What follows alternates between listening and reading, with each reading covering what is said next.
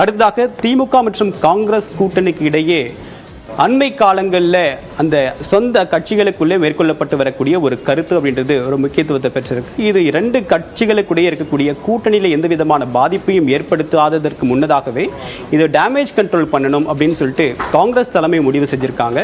So அதற்காக மேலிட பொறுப்பாளர் அஜய்குமாருக்கு ஒரு மிக முக்கியமான ஒரு பணியை கொடுத்திருக்காங்க. என்ன நடக்குது, தமிழ்நாடு காங்கிரஸ் கட்சிக்குள்ளே என்ன நடக்குது, இந்த கருத்தெல்லாம் எங்கிருந்து யாரால் முன்வைக்கப்படுது அப்படின்ற ஒரு விஷயத்தை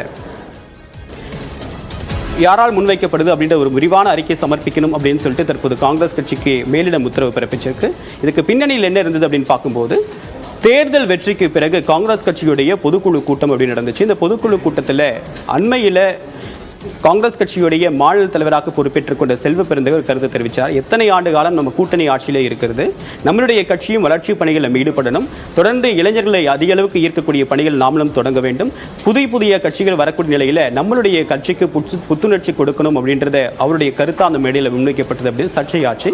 காமராஜர் ஆட்சியை மீண்டும் கொண்டு வருவோம் அப்படின்றது காங்கிரஸ் கட்சியின் நீண்ட கால கனவாக இருந்தாலும் கூட தொடர்ச்சியாக அது தொடர்பாக பேசக்கூடிய கருத்து அப்படின்றது திமுக காங்கிரஸ் கூட்டணிக்குள்ள ஒரு கருத்து மோதலை ஏற்படுத்தக்கூடிய வகையில் தான் அமைந்ததாக அரசியல் நோக்கர்கள் சொன்னாங்க. ஆனால் அதே நேரத்தில் அண்மையில் கடந்த 3 நாட்களுக்கு முன்னதாக ஒரு மாவட்ட ரீதியாக நடைபெற்ற இந்த தேர்தல் ஆலோசனை குழு கூட்டத்தில் நன்றி தெரிவிக்கக்கூடிய விஷயத்திலையும் என்ன பேசப்பட்டது அப்படின்னா, எம்பி கார்த்திக் சிதம்பரம் கருத்து சொன்னார். திமுகவோட நம்ம கூட்டணியில் இருந்தாலும் அந்த கூட்டணி தொடர்பாக அந்த கூட்டணியில் இருக்கிறதுனால அந்த அரசு செய்யக்கூடிய சில தவறுகளை சுட்டிக்காட்டாமல் இருக்கக்கூடாது. உதாரணத்துக்கு கள்ளக்குறிச்சி விவகாரத்தில் கூட்டணியில் இருக்கக்கூடிய கம்யூனிஸ்ட் கட்சிகள் அது கடுமையாக விமர்சனம் பண்ணுறாங்க, எதிர்த்து போராடுறாங்க. அதே மாதிரி நாமளும் போராடணும், சில மக்கள் பிரச்சனையை முன்னிறுத்தி நம்மளுடைய கட்சியை முன்னிறுத்தி நம்ம தொடர்ச்சியாக மக்கள் மன்றத்தில் இருக்கணும் அப்படின்னு சொல்லியிருக்காங்க. கூனி குறுகி நிற்க வேண்டிய அவசியம் இல்லை அப்படின்ற வார்த்தையும் அவர் பயன்படுத்தினார். இது ஒரு கட்சிக்குள்ளாக ஒரு சில சலசலப்பை ஏற்படுத்துச்சு. ஸோ இது மாதிரியான மாற்று கருத்துக்கள் முன்வைக்கப்படக்கூடிய நிலையில் கூட்டணிக்குள்ளாக எந்த விதமான ஒரு சிக்கலும் ஏற்படுத்தக்கூடாது அப்படின்றதுதான் இந்த அஜய்குமாருடைய அறிக்கை வாயிலாக காங்கிரஸ் கட்சி எதிர்பார்க்கக்கூடிய விஷயமாக இருக்கு.